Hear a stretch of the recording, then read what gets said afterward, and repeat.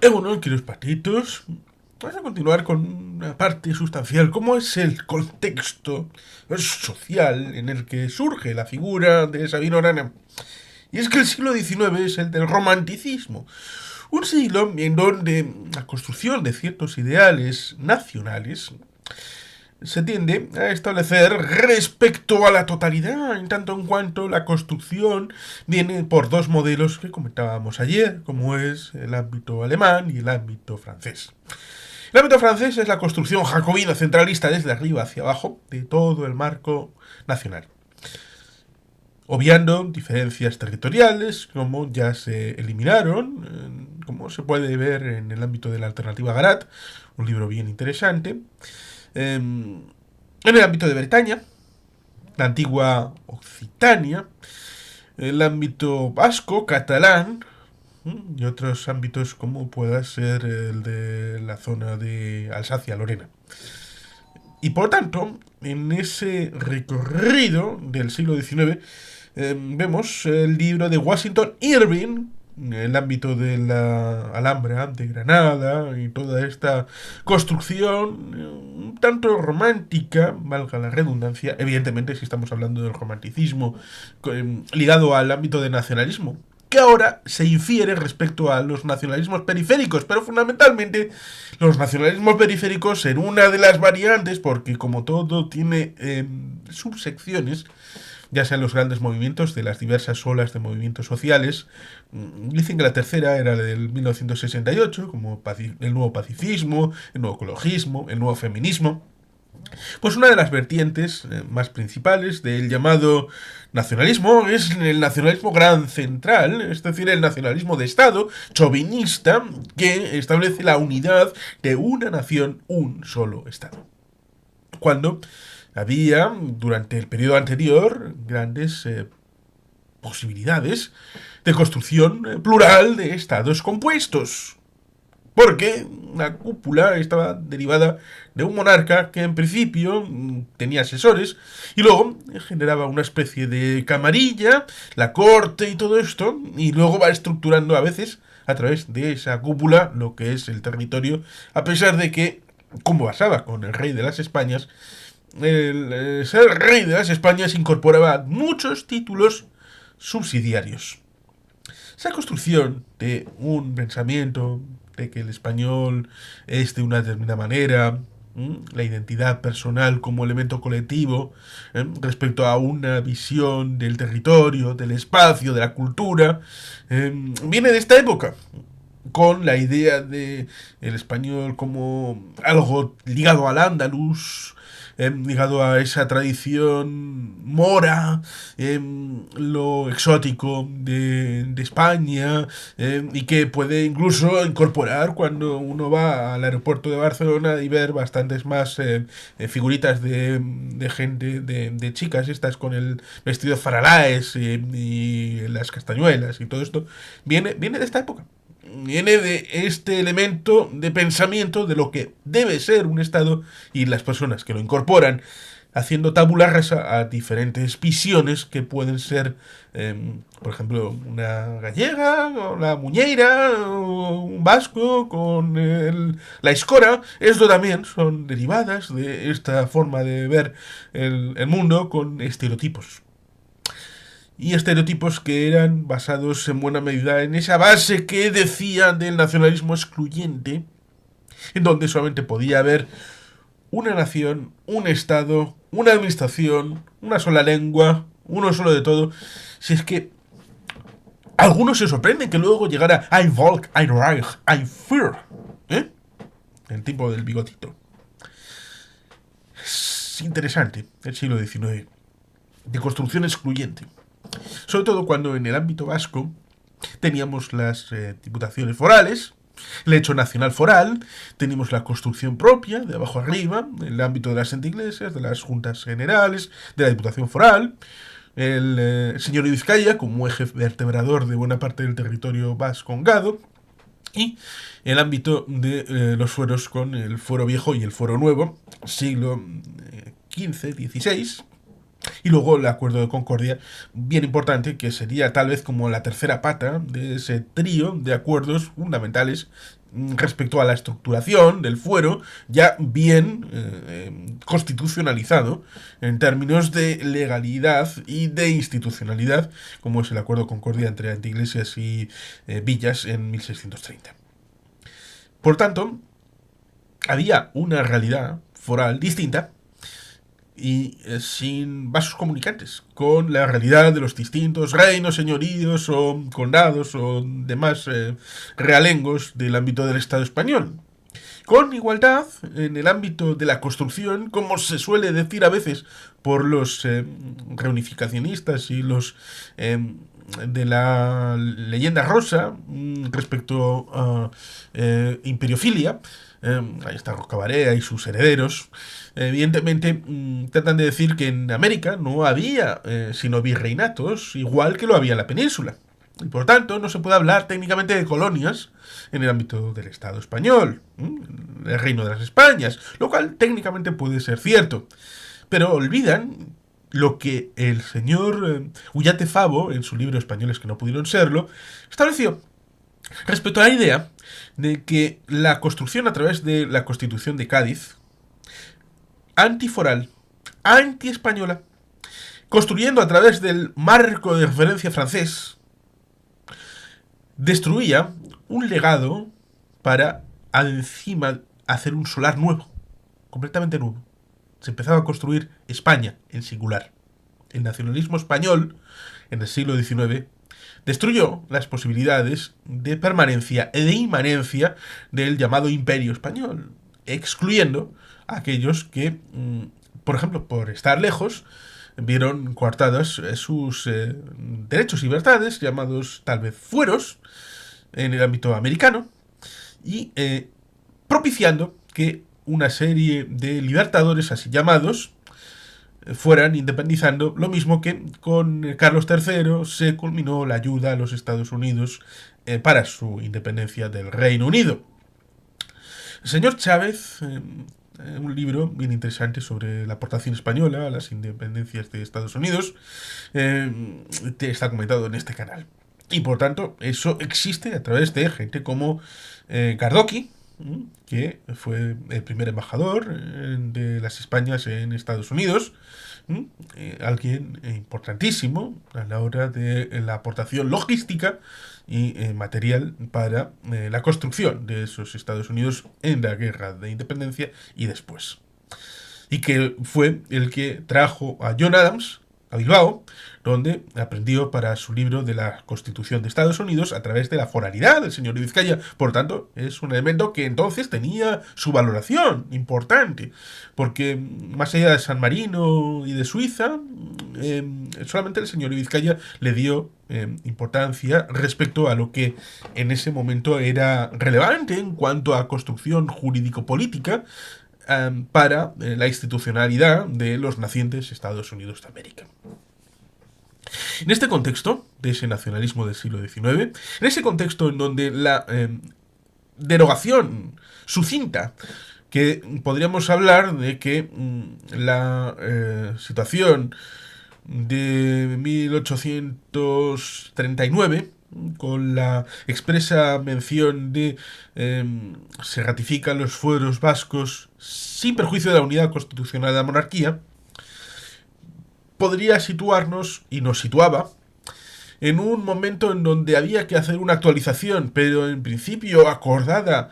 pero evidentemente con una parte que era la que tenía la sartén por el mango, como era el ámbito central del Estado, sobre todo con algunos decretos a través de Espartero de 1841, con el traslado forzado de las aduanas al ámbito de la frontera y de la costa, cuando había habido libre comercio, porque las fronteras y las aduanas estaban comercialmente en el Ebro. Por tanto, era un territorio de libre comercio con el resto del mundo. Problema, pues que evidentemente en el siglo XVIII el comerciar con el resto del mundo es distinto que lo que uno puede entender en el siglo XXI. Y por lo tanto, evidentemente, las capacidades de mercaderías y de intercambio de productos era muy distinta. y era mucho más valioso en el siglo XIX tener un mercado cerca y próximo en donde tener garantizado la venta, por lo menos desde el punto de vista de algunos burgueses y comerciantes, que tener la posibilidad de comerciar libremente con los mercados internacionales ya fuera el ámbito de la propia Francia, Inglaterra, Países Bajos, ámbito nórdico, como había sido la Liga Hanseática, a la que en buena medida la Hermandad de las Marismas había estado asociada. Hasta el punto de que el rey de Inglaterra a veces se pudo quejar al rey de Castilla de determinadas situaciones respecto a el ámbito de los vizcaínos, cántabros, guipuzcoanos. Y el rey de Castilla decir, a mí no me digas, yo con estos no tengo nada que ver, nada, comercialmente no tengo nada que ver. Con lo cual, a mí no me digas con estos que no son asunto mío. Con lo cual, eso evidentemente ratifica una situación que está comprobada en el ámbito de Flandes, cuando en la zona de este territorio, tan importante porque la zona comercial de proyección era en aquel lugar, para la proyección nórdica, pues evidentemente había una casa del señor de Vizcaya, una casa comercial, diplomática, que todavía el edificio se puede ver en el ámbito del país de Bélgica. No recuerdo exactamente si era en la ciudad de Brujas o en Gante, creo que era Brujas, en donde estaba esta delegación diplomática en términos actuales y comercial del señor Vizcaya. Y por tanto, todo ese legado del señor Vizcaya tan importante se pone en cuestión y desde el año 1839 hasta el año 1876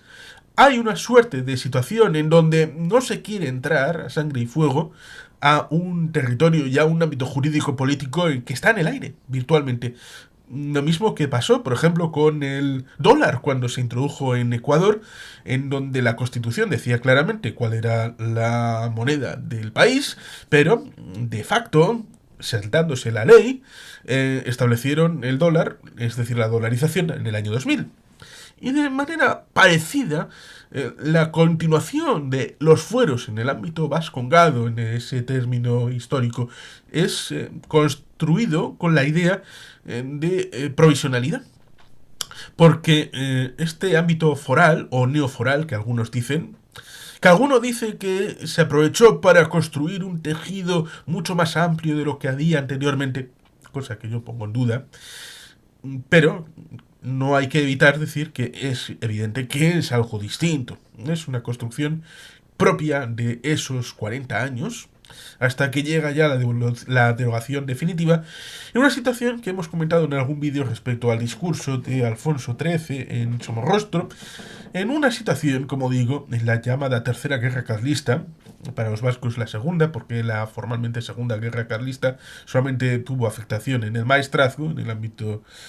aragonés, catalán, en el ámbito levantino, se jugó la carta de los fueros cuando no era necesario, simplemente como elemento de enganche con la población. Fundamentalmente la Tercera Guerra Carlista es un asunto religioso y dinástico. El tema de los fueros no estaba incorporado, pero hubo una reacción debido a la situación, que es como en un bosque lleno de árboles secos y de hojarasca seca, echar una chispa. El bosque se convierte en tea y se convierte en cenizas. Esa fue la situación que propició que esa persona que nació en 1865 viera que muchos de los ideólogos de la época, como Reclus, decían el pueblo vasco va a desaparecer, va a desaparecer euskera, va a desaparecer la foralidad, va a desaparecer el ámbito institucional. El señor Engels decía que los pueblos reaccionarios merecían la muerte, la desaparición física, como eran los bretones respecto a la guerra de la Vendée, que hasta prácticamente 1985 no fue objeto de los primeros estudios respecto a algo que simplemente se tenía con estos son unos reaccionarios, gente que no le gustaba la Revolución Francesa, pero no se profundizaba las razones religiosas y políticas, incluso territoriales, que llevaron a esta parte del territorio del Estado francés a revolucionarse contra la Revolución Francesa, que no fue tan bonita porque luego fue objeto de la Tercera República de propaganda intensiva respecto a la bondad de la propia Revolución Francesa. También los escoceses, con la causa jacobita, fueron objeto de denuncia del señor Engels. Y los vascos, con la causa carlista. Por tanto, vascos, bretones y escoceses eran pueblos que merecían ser destruidos, y esto algo que se dijo en el siglo XIX. En todo eso, evidentemente, es importante para ese joven, Sabino Arana, nacido en 1865, que tenía la tierna edad de 11 años cuando se produce la definitiva derogación de los fueros en 1876, después del hecho bélico y de la derrota de los carlistas, y que hubo de esperar el hecho de 2 años más para la construcción del sistema de concierto, en ese momento con minúscula, como hemos comentado en la enciclopedia sobre el sistema de concierto que tenemos en una lista de reproducción en este canal, y que luego fue derivando a lo largo del tiempo y de las renovaciones del marco de concierto y cupo, que tiene mucho que ver con el Pacto Tejada-Baldosera de 1877, es decir, el año intermedio entre la derogación de los fueros y el hecho de la construcción, el 28 de febrero de 1878, del inicio de ese sistema de concierto para el ámbito de Vizcaya, Guipúzcoa y Álava. Ese Sabino Arana bebe de esa frustración, porque su padre ha tenido relación con el ámbito naval, pero también ha tenido que ver con el ámbito de la propia guerra, desde el ámbito de la anteiglesia de Abando. Ha tenido que salir la familia en peregrinación en dirección a Iparralde, al exilio. Y por lo tanto, ese Sabino Arana, joven, tiene esas vivencias a través de un preceptor que ha sido antiguo soldado carlista, no sé si sargento, teniente, exactamente, pero en el País Vasco francés, en la zona costera, es donde pasa sus años de juventud, hasta que pueden volver a Bando, donde en ese ámbito, pues Agarminaga, Fidel Agarminaga, ha podido fracasar completamente con su proyecto de partido fuerista. Los carlistas están tratando de recomponer su realidad. De fondo, pues está la derrota de la Tercera Guerra Carlista y por tanto no pueden ejercer demasiada presión.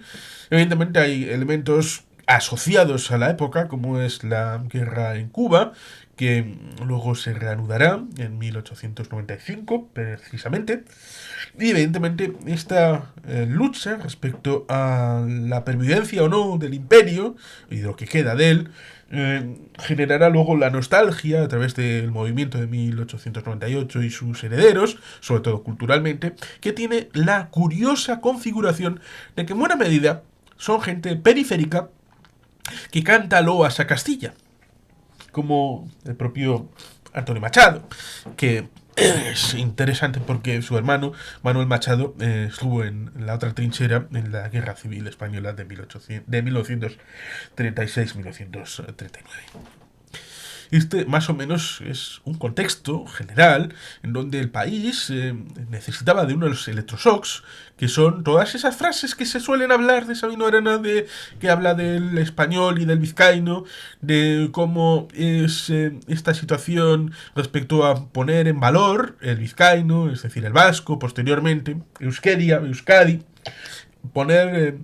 ese elemento de autoestima de nuevo encima, porque se había hecho mucha presión para humillar al vizcaíno, es decir, al vasco. Esa humillación individual y colectiva que viene desde los intentos del padre Llorente, con sus diatribas escritas contra la foralidad como privilegios, cosa que luego evidentemente ha sido reciclada a lo largo del tiempo. Hay ciertas construcciones que son dichas en un momento, pero que luego se quedan con formulaciones novedosas de algo que es más viejo que la tos. Y por tanto, todo eso influye en Sabino. Un Sabino que, como decíamos ayer, no es sino el epítome de muchas reflexiones acerca de la necesidad de independencia, que es lo que nos daba los fueros. Una independencia, a pesar de que estaba vinculada en una monarquía mayor, como era la monarquía de las Españas, con una unidad limitada en determinadas competencias respecto al rey y sus señores. Porque, no lo comentamos ayer, pero hubo una revuelta en torno a 1640 que se suele recordar fundamentalmente por Portugal y por Cataluña. Pero hubo un intento de cierto aristócrata español de separar Andalucía. Hubo revueltas en otros territorios, como también un coqueteo en Navarra y en el ámbito de las dos Sicilias, de la zona de Nápoles, Sicilia, todo esto, y también en otros territorios. 1640, cuando se intentó unificar el pago de contribuciones para sanear las arcas y las dificultades que ya en ese siglo de oro empezaban a vivir los Austrias menores, que se dice Felipe III, Felipe IV, Carlos II, pues el conde duque de Olivares trató de racionalizar desde un punto de vista español, que diría un nacionalista del siglo XIX, nacionalista español, claro. Y esto fue contestado, porque el sistema no iba por ahí. Pero ya las semillas de la unificación, que luego retomará Luis XIV y luego servirá para el jacobino francés de la Revolución Francesa, pues evidentemente tienen un desarrollo con coles que se van plantando hasta que luego finalmente tenemos el vergel del nacionalismo español. Este es el contexto en el que surge la figura de Sabino Arana, porque es no solamente la reflexión, sino también la acción de construir una herramienta que vehiculice todos estos pensamientos, esta situación para tratar de darle la vuelta, para tratar de reformar la realidad, para responder a estos desafíos tan graves, tan fundamentales como vivía la sociedad y pueblo vasco en ese final del siglo XIX, donde todo el mundo pronosticaba el fin del pueblo vasco porque iba a subsumirse dentro de la gran España, que era lo que merecía sobrevivir. Y Sabino supo poner enfrente una visión desde el ámbito de Vizcaya, desde el ámbito vasco, para tratar de hacer frente y recuperar las esencias del ser vasco para proteger y luego potenciar lo que pudiera ser un desarrollo propio, endógeno, nacional vasco. Por eso hay que agradecer el surgimiento de esta figura como padre de la patria y como elemento potenciador de lo que posteriormente se pudo intentar hacer en el siglo XX. Y sin más, queridos patitos, es que ricasco, agur berobat, Betty Gelpien.